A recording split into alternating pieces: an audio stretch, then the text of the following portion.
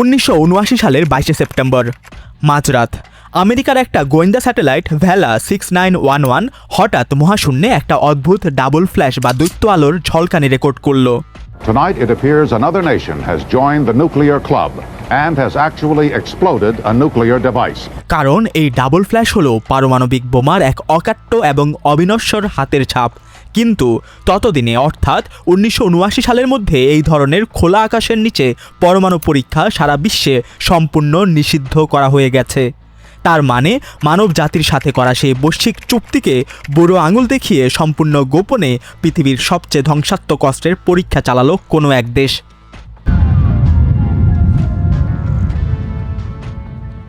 সমস্ত প্রমাণ আঙুল তুলছিল একটা যৌথ ষড়যন্ত্রের দিকে, ইসরায়েল এবং তৎকালীন বর্ণবাদী দক্ষিণ আফ্রিকার এক গোপন পরমাণু পরীক্ষা।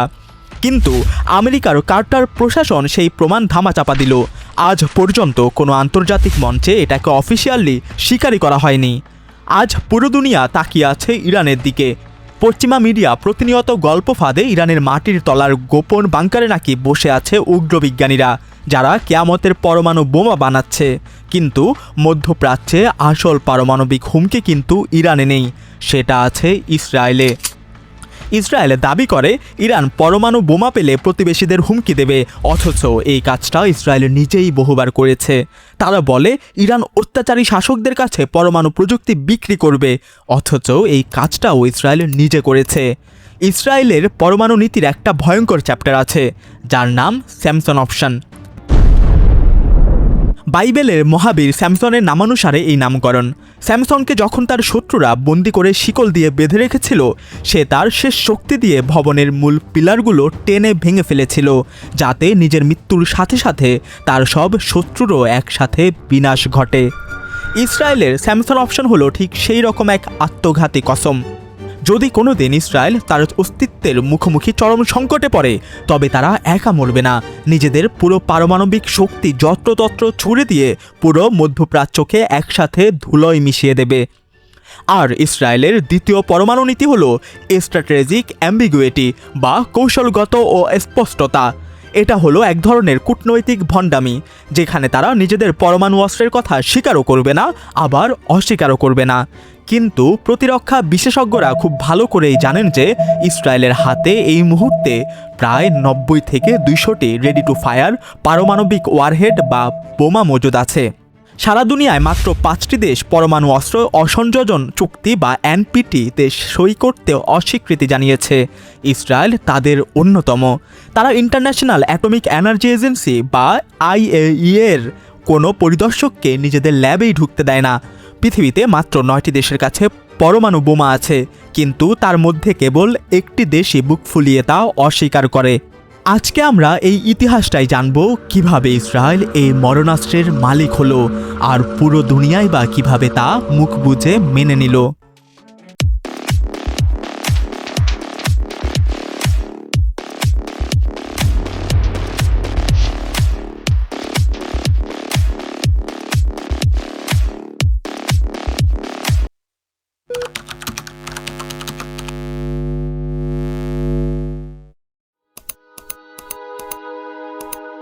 (1948 সালের এপ্রিল মাসের শুরু। ফিলিস্তিনের বুকে হাগানাহ, ইরগুন এবং লেহি এই 3টি জায়নবাদী মিলিশিয়া বাহিনী একসাথে শুরু করল এক নৃশংস অভিযান, যার কোডনেম ছিল প্ল্যান ডাল্লেট। এই প্ল্যানের মূল কথাই ছিল ফিলিস্তিনি গ্রামগুলোকে মাটির সাথে মিশিয়ে দেওয়া, আগুন জ্বালানো, ডিনোমাইট দিয়ে উড়িয়ে দেওয়া এবং ধ্বংসস্তূপের নিচে মাইন পুঁতে রাখা, বিশেষ করে যেসব জনবহুল এলাকা সহজে নিজেদের নিয়ন্ত্রণে রাখা যাচ্ছে না, আর ওখানকার মূল বাসিন্দাদের জোরপূর্বক রাষ্ট্রের সীমানার বাইরে তাড়িয়ে দেওয়া। জায়নবাদী মিলিশিয়াদের লক্ষ্য ছিল খুব পরিষ্কার, তারা ফিলিস্তিনের সর্বোচ্চ পরিমাণ জমি দখল করতে চায়, কিন্তু সেখানে সর্বনিম্ন সংখ্যক ফিলিস্তিনিকে রাখতে চায়। সে আমলের একটা অফিসিয়াল অর্ডারে স্পষ্ট লেখা ছিল, আমরা পুরো আপার গ্যালিলি এলাকাকে ফিলিস্তিনি মুক্ত করে একটা অবিচ্ছিন্ন ইহুদি অঞ্চল বানানোর তীব্র প্রয়োজনীয়তা অনুভব করছি, যাতে গ্যালিলিতে রয়ে যাওয়া হাজার হাজার অসন্তুষ্ট আরব নাগরিক প্রাণ ভয়ে পালিয়ে যেতে বাধ্য হয়। এটা কোনো সাধারণ যুদ্ধ ছিল না, এটা ছিল একটা সুপরিকল্পিত জাতিগত নিধন ও সন্ত্রাসের ব্লুপ্রিন্ট, যার ফলে 500টি ফিলিস্তিনি গ্রাম সম্পূর্ণ ধ্বংস হয়ে যায়, ফাঁকা হয়ে যায় 11টি বড় বড় ফিলিস্তিনি শহর। প্রায় 8 লাখ ফিলিস্তিনিকে তাদের নিজেদের ঘরবাড়ি আর ফসলের ক্ষেত থেকে বন্দুকের মুখে তাড়িয়ে দেওয়া হলো, স্রেফ একটা কৃত্রিম ইহুদি সংখ্যাগরিষ্ঠ রাষ্ট্র গড়ে তোলার জন্য, যা অন্য কোনো উপায়ে নিশ্চিত করা সম্ভব ছিল না। Today, 3.5 years after the cessation of active fighting, the Arabs are still crowded in camps in the countries surrounding Israel. The only acceptable solution of their problem is their immediate return to their former homes in Israel, now generally occupied by Jewish settlers. জাতিসংঘের স্পষ্ট নির্দেশ ছিল ইসরায়েলকে অবশ্যই এই ফিলিস্তিনি শরণার্থীদের তাদের নিজেদের ভিটে মাটিতে ফিরে আসার অনুমতি দিতে হবে, কিন্তু ইসরায়েল তা শোনেনি। উল্টো যারা নিজেদের ফেলে আসা সম্পত্তি বা জিনিসপত্র নিতে সীমান্তে ফিরে আসার চেষ্টা করেছিল, তাদের বুক লক্ষ্য করে গুলি চালানো হলো। 1948 সালের 4 ডিসেম্বরের একটা ইসরায়েলি মিলিটারি রিপোর্টে ঠান্ডা মাথায় লেখা ছিল, প্লামিয়া গ্রামে যে ফিলিস্তিনিরা নিজেদের জিনিসপত্র উদ্ধার করতে ফিরে আসার চেষ্টা করেছিল, তাদের ওপর সফলভাবে গুলি চালানো হয়েছে। ডেভিড বেন গুরিয়ন ইসরায়েলের প্রথম প্রধানমন্ত্রী এবং এই গণউচ্ছেদ ও নতুন রাষ্ট্রের মূল স্থপতি।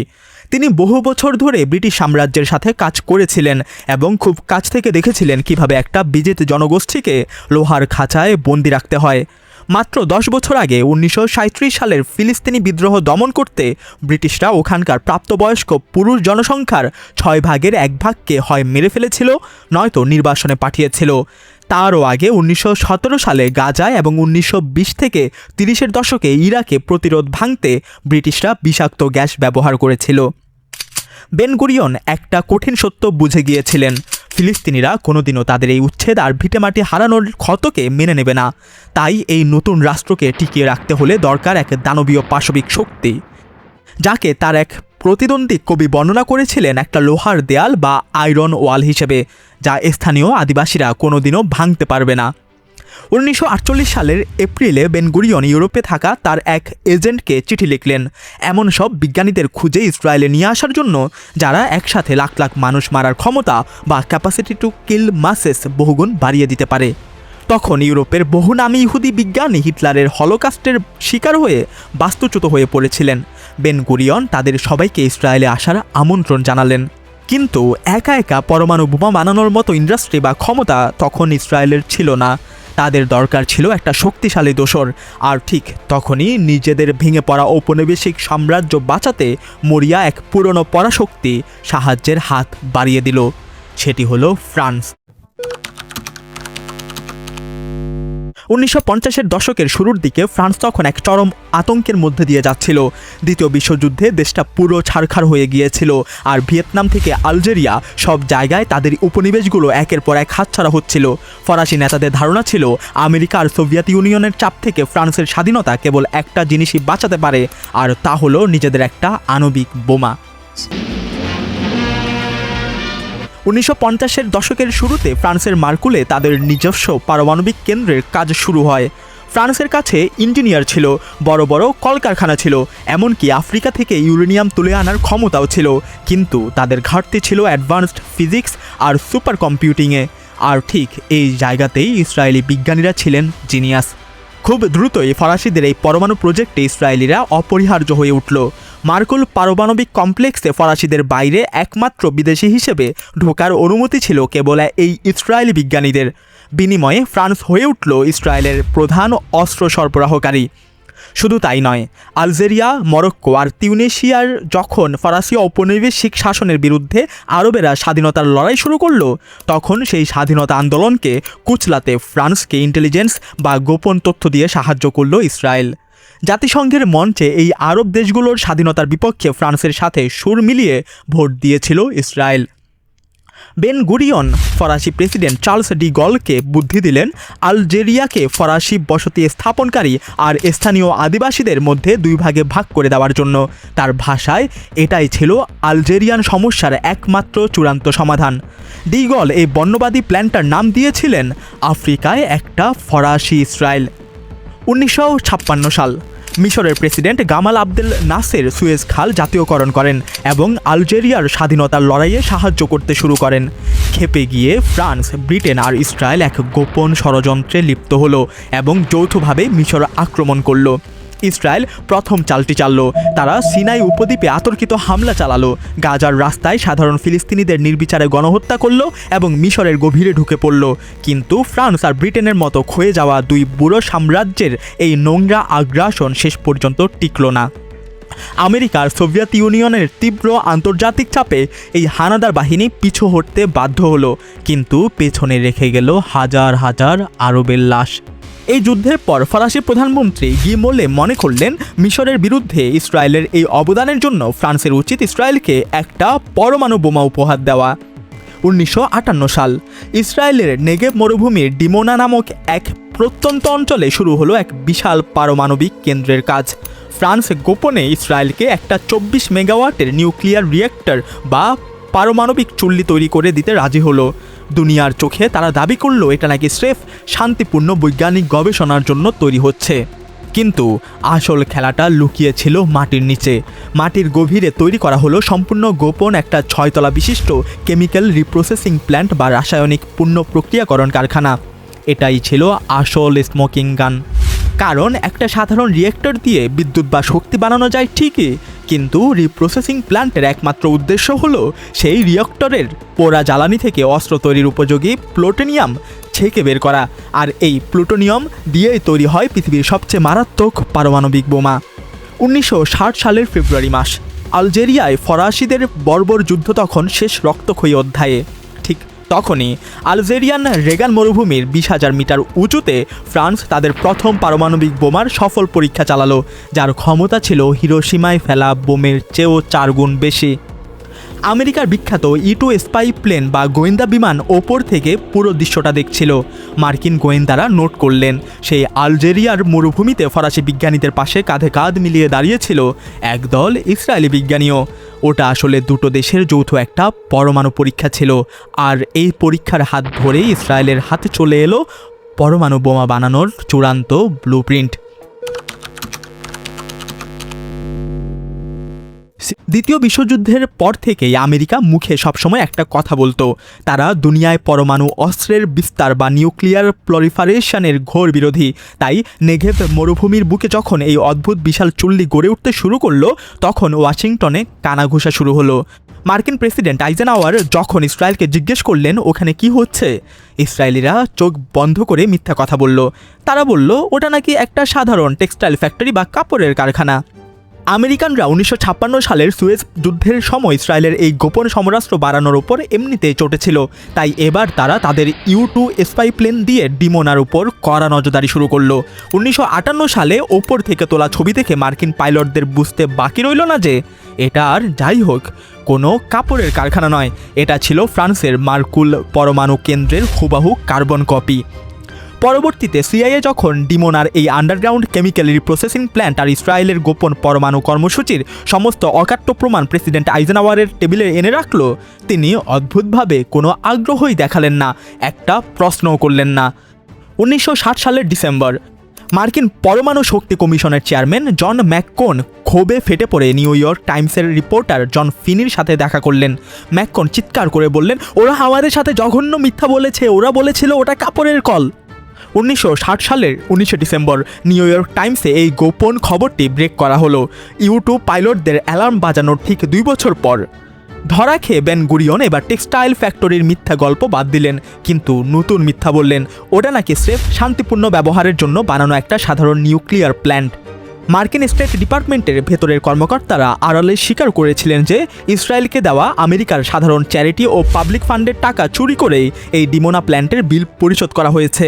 কিন্তু আইজেনহাওয়ার প্রশাসন এই পুরো বিষয়টিকে স্রেফ এড়িয়ে গেলেন।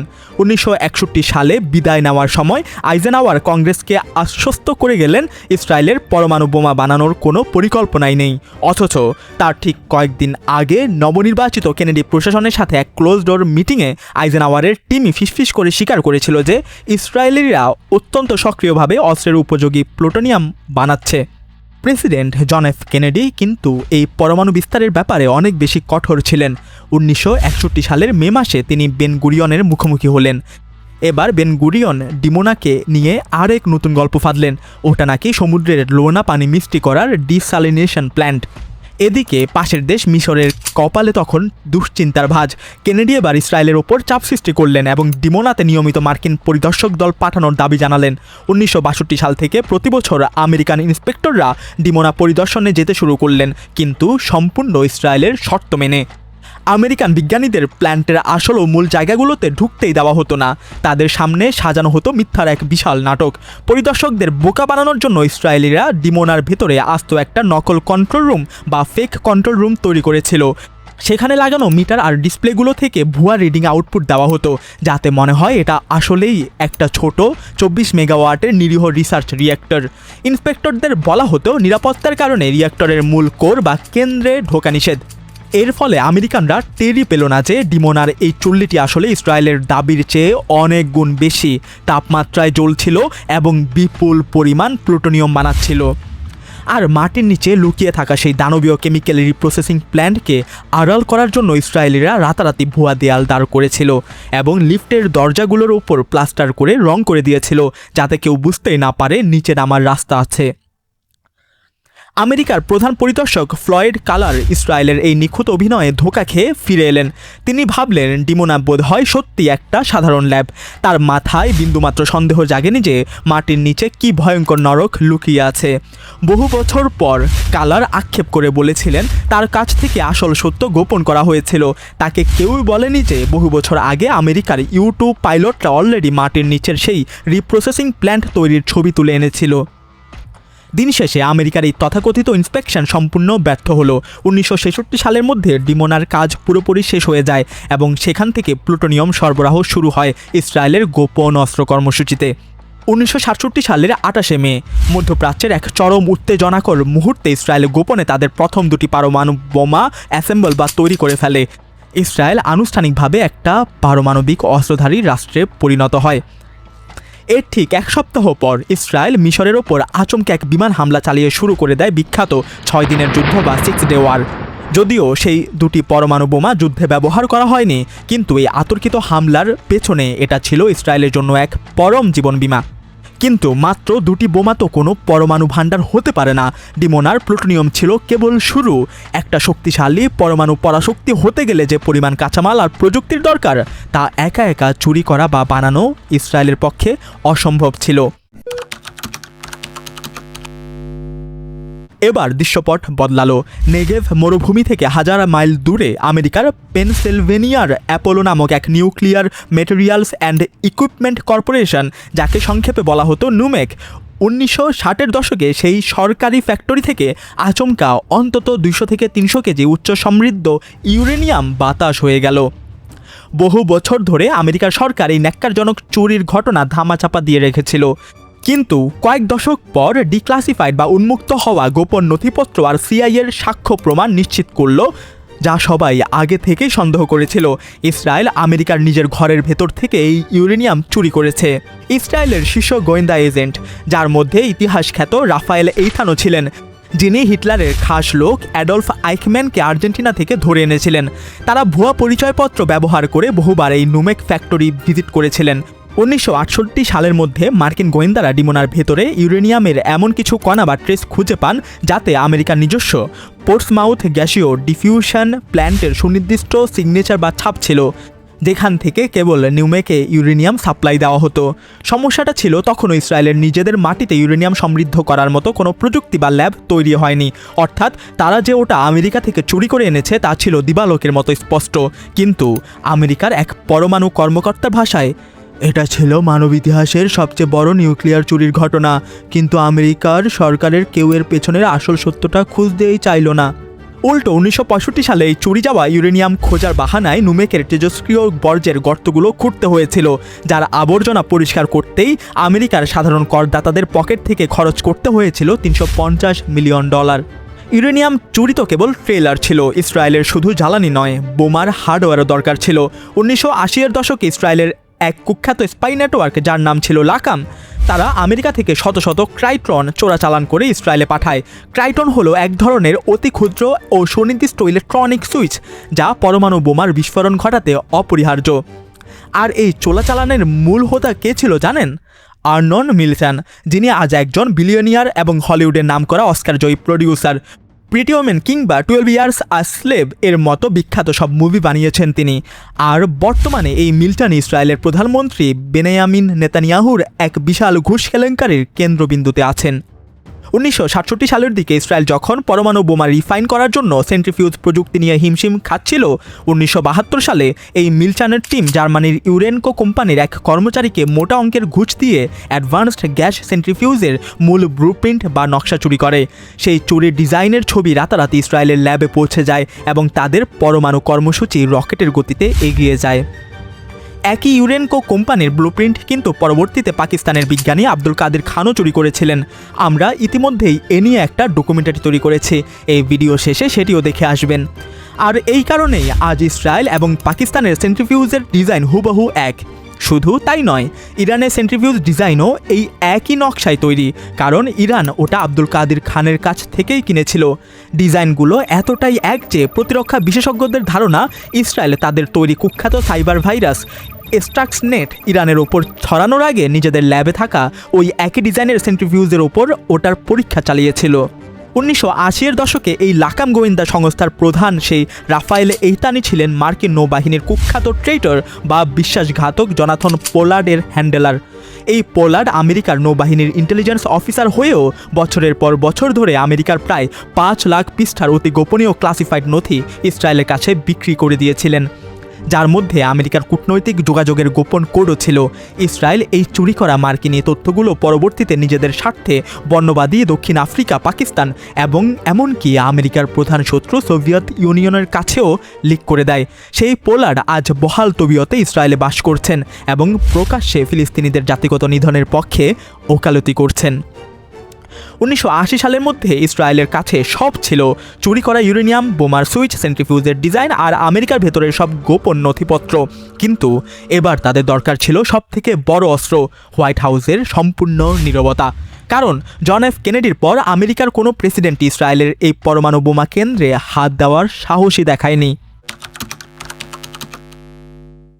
1968 সাল CIA director Richard Helms president Lyndon B জনসনকে স্পষ্ট জানিয়ে দিলেন যে ইসরায়েল সফলভাবে পরমাণু বোমা বানিয়ে ফেলেছে এবং তাদের যুদ্ধবিমানের পাইলটদের অলরেডি ট্রেনিং দেওয়া হচ্ছে কিভাবে আকাশ থেকে এই পারমাণবিক বোমা ড্রপ করতে হয়।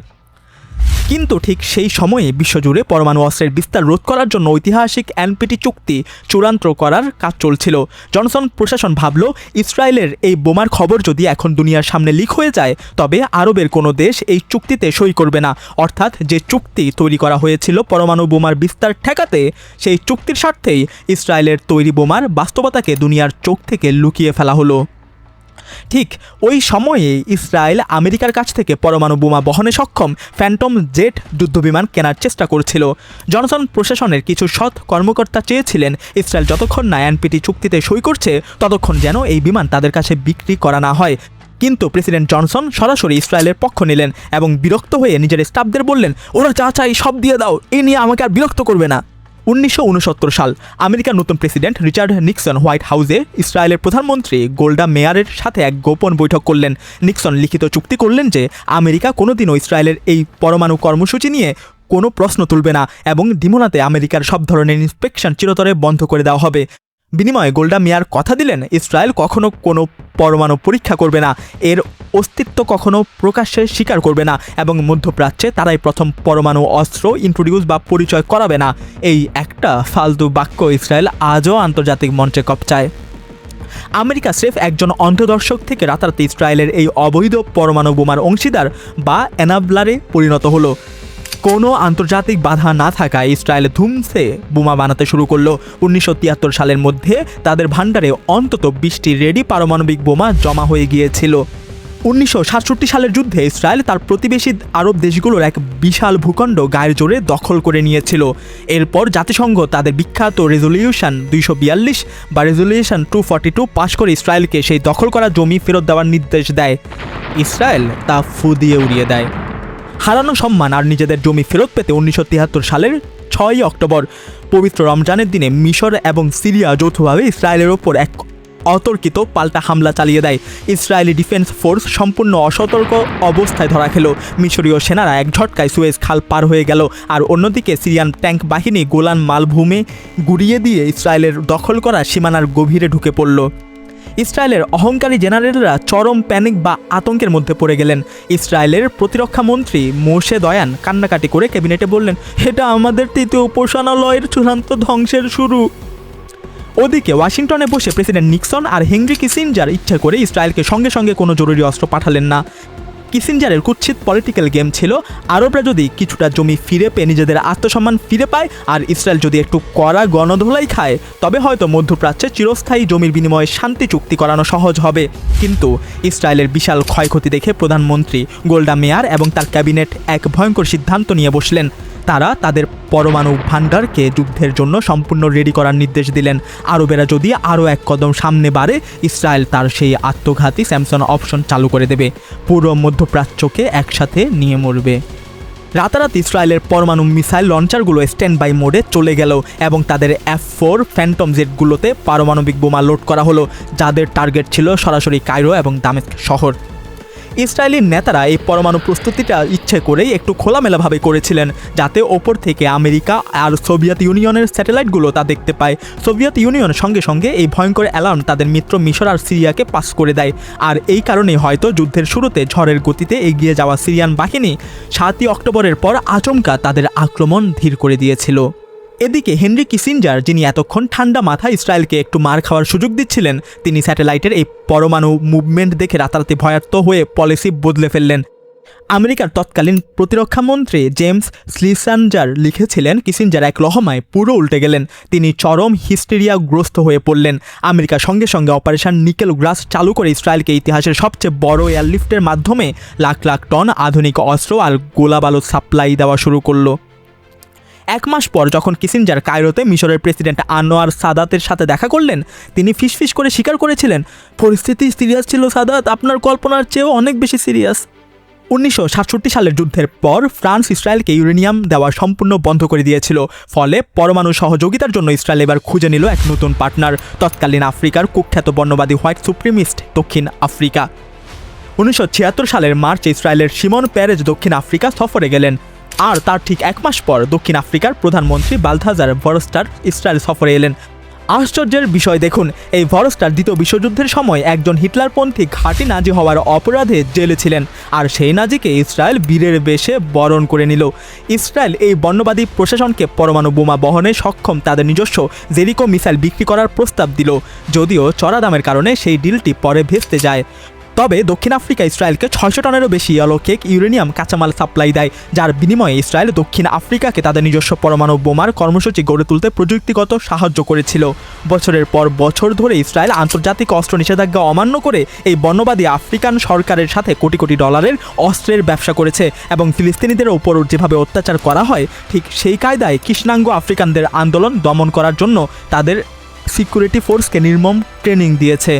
এই দুটি সরকারের শুধু অস্ত্র নয়, আইডিওলজি বা মানসিকতাও এক ছিল।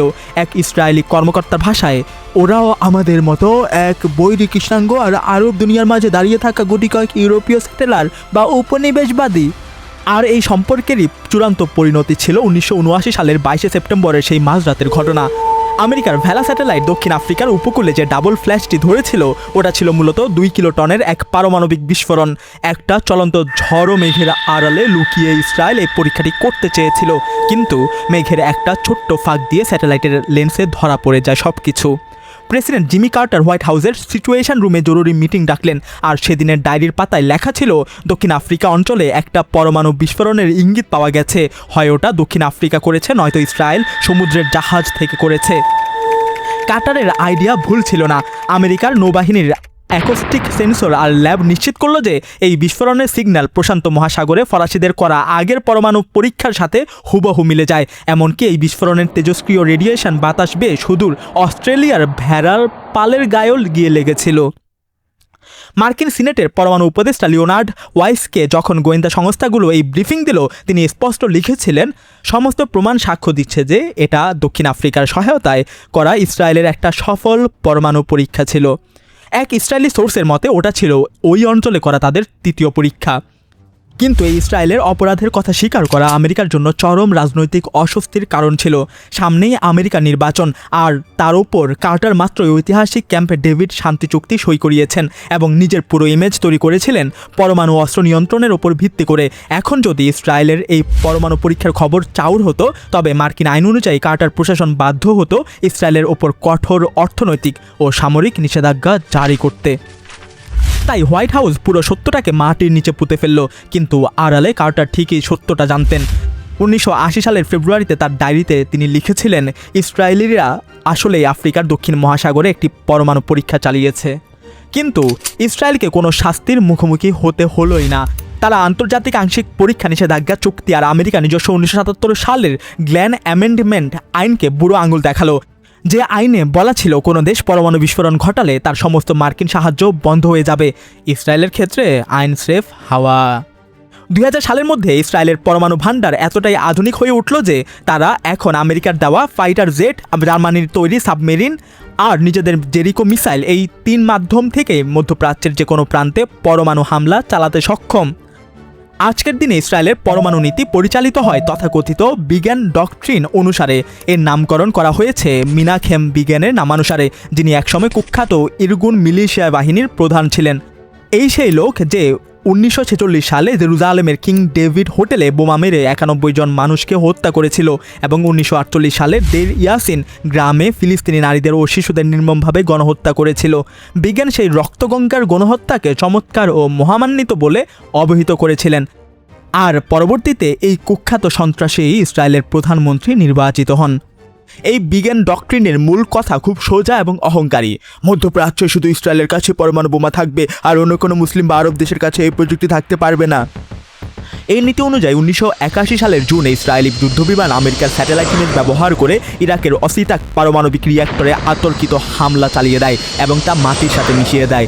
এটা ছিল পৃথিবীর ইতিহাসে কোনো সচল নিউক্লিয়ার রিঅ্যাক্টরের ওপর প্রথম সামরিক হামলা। এই হামলাটি এতটাই বিতর্কিত ছিল যে খোদ ইসরায়েলের গোয়েন্দা সংস্থা মোসাদ এবং মিলিটারি ইন্টেলিজেন্সের প্রধানরা এর বিরোধিতা করে বলেছিলেন, ইরাক যে আণবিক বোমা বানাচ্ছে তার কোনো সুনির্দিষ্ট প্রমাণই নেই। কিন্তু 1986 সালে ইসরায়েলের এই গোপনীয়তার দেয়াল ভেঙে চুরমার করে দিলেন একজন মানুষ। তার নাম মোরদেখাই ভানুন। ডিমোনা পারমাণবিক কেন্দ্রের একজন প্রাক্তন সাধারণ টেকনিশিয়ান। তিনি নিজের জীবন বাজি রেখে ডিমোনার ভেতরের আন্ডারগ্রাউন্ড কেমিক্যাল রিপ্রসেসিং প্ল্যান্ট আর গোপন পরমাণু বোমার ডজন ডজন ছবি ও বিবরণ লুকিয়ে লন্ডনের সানডে টাইমস পত্রিকা হাতে তুলে দেন। বানুনের এই অসীম সাহসিকতার কারণেই পুরো পৃথিবী প্রথমবার জানতে পারল ইসরায়েলের পরমাণু ভাণ্ডারের আসল এবং ভয়ঙ্কর রূপ। এর আগে দুনিয়াবাসী ভাবত ইসরায়েলের কাছে হয়তো গুটি কয়েক পুরনো আমলের পারমাণবিক বোমা আছে, কিন্তু সানডে টাইমসের রিপোর্টে প্রকাশ পেল ইসরায়েল অলরেডি উন্নত থার্মোনিউক্লিয়ার বোমার এক বিশাল আধুনিক ডেডলি স্টকপাইল বানিয়ে বসে আছে। ভানুন স্পষ্ট জানালেন, ইসরায়েলের বোমার সংখ্যা 200-এরও বেশি, যা সিআইএ এবং মার্কিন প্রতিরক্ষা সংস্থার ধারণার চেয়েও 10 গুণ বড়। এই খবরটি পাবলিশ হওয়ার পরপরই মোসাদের নারী এজেন্টরা হানি ট্র্যাপ বা প্রেমের ফাঁদে ফেলে ভানুনকে লন্ডন থেকে রোমে উড়িয়ে নিয়ে যায়। সেখানে তাকে ড্রাগ বা ইনজেকশন দিয়ে অজ্ঞান করে একটি জাহাজে করে গোপনে ইসরায়েলে পাচার করা হয়। এরপর সম্পূর্ণ গোপন আদালতে বিচার করে এই বীরকে দীর্ঘ 18 বছর একাকী নির্জন কারাকক্ষে বন্দি করে রাখা হয়, যার মধ্যে 11.5 বছর তিনি সূর্যের আলো দেখতে পাননি। ইসরায়েল তাদের এই পরমাণু সাম্রাজ্য দাঁড় করেছে সম্পূর্ণ চুরি, ডাকাতি আর আমেরিকার পরোক্ষ সমর্থনে। এক ডিফেন্স অ্যানালিস্টের মতে ইসরায়েলিরা মূলত পরমাণু চুরির এমন একটা হাইওয়ে তৈরি করেছিল যা দেখে পরবর্তীতে পাকিস্তানও একই রাস্তা ফলো করেছে। মার্কিন আইন অনুযায়ী ইসরায়েলের পরমাণু কর্মসূচির কারণে তাদের উপর অটোমেটিক সমস্ত মার্কিন সাহায্য ও নিষেধাজ্ঞা জারি হওয়ার কথা ছিল, অথচ ইতিহাস দেখুন, একই অপরাধে 1997 সালে পাকিস্তানের উপর নিষেধাজ্ঞা দেওয়া হলো। তাইওয়ানকে চাপ দিয়ে তাদের পরমাণু প্রজেক্ট বন্ধ করা হলো। ইরাকে গণবিধ্বংসী অস্ত্র আছে, এই মিথ্যা ও মনগড়া অজুহাতে আস্ত একটা দেশে আক্রমণ করে লাখ লাখ মানুষকে মারা হলো। আর ইরানে পরমাণু কর্মসূচি থামাতে আমেরিকা একের পর এক অর্থনৈতিক নিষেধাজ্ঞা দিয়ে তাদের পঙ্গু করে দিল। অথচ আজ পর্যন্ত ইসরায়েল হলো মানব ইতিহাসের সবচেয়ে বেশি মার্কিন চ্যারিটি এবং সামরিক সাহায্য পাওয়া 1 নম্বর দেশ। 2018 সালের এক গোপন নথিতে ফাঁস হয় যে আমেরিকার চারজন president Bill Clinton, George Bush, Barack Obama এবং ডোনাল্ড ট্রাম্প তারা প্রত্যেকে ইসরায়েলকে লিখিত গোপন চিঠি দিয়ে প্রতিশ্রুতি দিয়েছেন যে আমেরিকা কোনো আন্তর্জাতিক মঞ্চে ইসরায়েলের পরমাণু অস্ত্র নিয়ে কখনো কোনো কথা বা প্রশ্ন তুলবেই না। আজও আমেরিকার সরকার প্রকাশ্যে এমন ভান করে যেন তারা কিছুই জানে না। 2009 সালে হোয়াইট হাউসের কিংবদন্তি সাংবাদিক হেলেন থমাস যখন বারাক ওবামাকে সরাসরি প্রশ্ন করেছিলেন, Mr. President, do you know of any country in the Middle East that has nuclear weapons? With respect to nuclear weapons, I don't want to speculate. নিজের দেশের জনগণের ট্যাক্সের টাকায় চলা একজন প্রেসিডেন্ট অন্য একটা বিদেশি রাষ্ট্রকে বাঁচাতে নিজের জনগণের সামনে দাঁড়িয়ে ক্যামেরার সামনে লাইভে মিথ্যা কথা বললেন। গত 30 বছর ধরে নেতানিয়াহু প্রতিনিয়ত চেঁচাচ্ছেন ইরান নাকি আর মাত্র কয়েক সপ্তাহ দূরে আছে পরমাণু বোমা বানানো থেকে, অথচ ইসরায়েল নিজে এখন দিন দিন তাদের পরমাণু ক্ষমতা নিয়ে প্রকাশ্যে দাম্ভিকতা করছে। 2023 সালে গাজা সংহার শুরু হওয়ার পর ইসরায়েলের এক শীর্ষ রাজনীতিক প্রকাশ্যে গাজার ওপর কিয়ামতের পরমাণু বোমা ফেলার দাবি জানিয়ে বললেন, একমাত্র মধ্যপ্রাচ্যকে কাঁপিয়ে দেওয়া একটা পারমাণবিক বিস্ফোরণই এই দেশের সম্মান ফিরিয়ে আনতে পারে। ইসরায়েলের হেরিটেজ মন্ত্রী অমিচাই এলিয়াহুকে যখন জিজ্ঞেস করা হয়েছিল গাজায় বোমা ফেলার কথা, সে বলেছিল ওটাও একটা অন্যতম উপায় হতে পারে। আজকে 2026 সালে দাঁড়িয়ে আমরা দেখছি ইসরায়েল দিন দিন কতটা অনিয়ন্ত্রিত এবং হিংস্র হয়ে উঠেছে। তারা গাজাকে মাটির সাথে মিশিয়ে দিয়েছে, পশ্চিম তীরে শত শত মানুষকে হত্যা করছে, লেবানন ও সিরিয়ায় আগ্রাসন চালিয়েছে, ইয়েমেনে বোমা বর্ষণ করেছে, ইরানের বিজ্ঞানীদের গুপ্ত হত্যা করেছে এবং খোদ ইরানের বুকে সরাসরি মিসাইল হামলা চালাচ্ছে। পৃথিবীর সমস্ত মানবাধিকার সংস্থা এবং জেনোসাইড স্কলাররা আজ চিৎকার করে বলছেন গাজায় ইসরায়েল যা করছে তা একটা জ্যান্ত জেনোসাইড বা জাতিগত গণহত্যা। আর নেতানিয়াহু আন্তর্জাতিক আদালতকে বৃদ্ধাঙ্গুলি দেখিয়ে বলছেন আমাদের কেউ থামাতে পারবে না, হ্যাগের আদালত না। নেতানিয়াহু ডিমোনা রিঅ্যাক্টরের সামনে দাঁড়িয়ে হুমকি দিয়েছিলেন যে ইসরায়েল চাইলে যে কোনো দেশকে পৃথিবীর মানচিত্র থেকে মুছে দিতে পারে, অথচ 2015 সালের এক লিক হওয়া ইমেইলে আমেরিকার প্রাক্তন জেনারেল কলিন পাওয়েল পরিষ্কার লিখেছিলেন ইরানিরা যদি কোনোদিন বোমা বানিয়েও ফেলে তাও তারা ওটা কোনোদিন ব্যবহার করতে পারবে না, কারণ তেহরানের ছোট ছোট ছেলেরাও জানে, খুব ভালো করেই জানে যে ইসরায়েলের কাছে 200টি পরমাণু বোমা অলরেডি রেডি আছে, যার সবগুলো টার্গেট সরাসরি তেহরান শহর। যে ইসরায়েল অলরেডি গাজার মতো একটা ছোট্ট খাঁচার ভেতর হিরোশিমায় ফেলা বোমার চেয়েও কয়েক গুণ বেশি বিস্ফোরক ফেলে লাখ লাখ মা বোন আর শিশুকে ছিন্নভিন্ন করে দিয়েছে, তাদের যে গণবিধ্বংসী অস্ত্র ব্যবহার করতে বিন্দুমাত্র বিবেক কাঁপবে না তা আজ সারা দুনিয়ার সামনে পরিষ্কার। 2014 সালের গাজা যুদ্ধের পর জাতিসংঘের 18টি আরব দেশ সম্মিলিতভাবে দাবি তুলেছিল ইসরায়েলকে অবিলম্বে এনপিটি চুক্তিতে সই করতে হবে এবং তাদের এই অবৈধ পরমাণু ভাণ্ডারকে IAEA-এর পরিদর্শকদের নিয়ন্ত্রণে আনতে হবে। তারা কিন্তু ইসরায়েলের বোমা ধ্বংস করতে বলেনি, তারা স্রেফ চেয়েছিল বাকি দুনিয়ার মতো ইসরায়েলের ওপরও যেন সাধারণ আন্তর্জাতিক আইন প্রয়োগ করা হয়। জাতিসংঘের সাধারণ পরিষদে এই প্রস্তাবের পক্ষে ভোট পড়েছিল 161টি আর বিপক্ষে ভোট দিয়েছিল মাত্র 5টি দেশ। সেই 5টি দেশ কারা জানেন? আমেরিকা, ইসরায়েল, কানাডা, পালাউ এবং মাইক্রোনেশিয়া। আমেরিকার এই নোংরা ডাবল স্ট্যান্ডার্ড বা দ্বিমুখী নীতি আজ পুরো মানব জাতিকে এক চরম পারমাণবিক যুদ্ধের ঝুঁকির মুখে ঠেলে দিচ্ছে। ইরান আজ যদি পরমাণু বোমা বানাতে চায় তার একমাত্র কারণ হলো তাদের চোখের সামনে ইসরায়েল নামক এক পারমাণবিক দানব প্রতিনিয়ত তাদের ধ্বংসের হুমকি দিয়ে যাচ্ছে। তার চেয়েও বড় কথা, ইসরায়েল শুধু নিজেরা বোমা বানায়নি, তারা এই প্রযুক্তি বর্ণবাদী দক্ষিণ আফ্রিকার মতো খুরখাওয়ার দেশের কাছেও ছড়িয়ে দিয়েছে। আমেরিকা যদি আসলে মধ্যপ্রাচ্যে শান্তি চাইতো তবে তারা ইসরায়েলকে আলোচনার টেবিলে বসতে বাধ্য করত, যেখানে ইসরায়েলের পরমাণু নিরস্ত্রীকরণের বিনিময়ে তাদের নিরাপত্তার গ্যারান্টি এবং ফিলিস্তিনের ওপর চলা এই গণহত্যার স্থায়ী অবসান ঘটানো যেত। কিন্তু তার জন্য আগে নিজেদের আইনের চোখে তাকাতে হবে, যা আমেরিকা কোনোদিনও করবে না। নিজেদের আইন অমান্য করে ইসরায়েলকে এই বিলিয়ন বিলিয়ন ডলারের মরণাস্ত্র সরবরাহ করার মাধ্যমে আমেরিকা পুরো পৃথিবীকে একটা বার্তা দিয়ে দিয়েছে এই দুনিয়ায় আন্তর্জাতিক আইন বলতে আসলে কিচ্ছু নেই। একটা দেশ সমস্ত নিয়ম ভেঙে পরমাণু বোমা বানিয়ে বুক ফুলিয়ে ঘুরবে আর তাকে পরম আদরে বিলিয়ন ডলার দেওয়া হবে, আর অন্য একটা দেশ নিয়মিত আন্তর্জাতিক ইন্সপেকশন আর আলোচনার টেবিলে বসার পরও তাদের উপর বোমা মারা হবে। এই অন্যায় দেখে পৃথিবীর অন্য কোনো দেশ কেন আন্তর্জাতিক আইন মানবে? এই নোংরা পলিসি আসলে বাকি দেশগুলোকেও নিয়ম ভাঙার এক খেলায় আমন্ত্রণ জানাচ্ছে, যার শেষ পরিণতি হবে ভবিষ্যতের যে কোনো ছোটোখাটো আঞ্চলিক যুদ্ধেও এক লহমায় পারমাণবিক যুদ্ধে রূপ নেওয়া। একমাত্র উপায় হলো ইসরায়েলকে এনপিটি চুক্তিতে আনা এবং ডিমোনা প্ল্যান্টকে আন্তর্জাতিক নিয়ন্ত্রণে নেওয়া। এছাড়া মধ্যপ্রাচ্যকে পরমাণু মুক্ত করার আর কোনো রাস্তা নেই। আর যদি তা না হয় তবে এই অঞ্চলে শুরু হওয়া এক অন্ধ পারমাণবিক অস্ত্রের প্রতিযোগিতা খুব শীঘ্রই কোটি কোটি নির্দোষ মানুষের চিরস্থায়ী ধ্বংস ডেকে আনবে। আজকের জন্য এতটুকুই। কথা সত্যকে সাবস্ক্রাইব করুন, ভিডিওটি ভালো লাগলে লাইক দিন, অন্যদের সাথে শেয়ার করুন এবং আমাদের অন্যান্য ডকুমেন্টারিগুলো দেখে আসুন। বিদায়।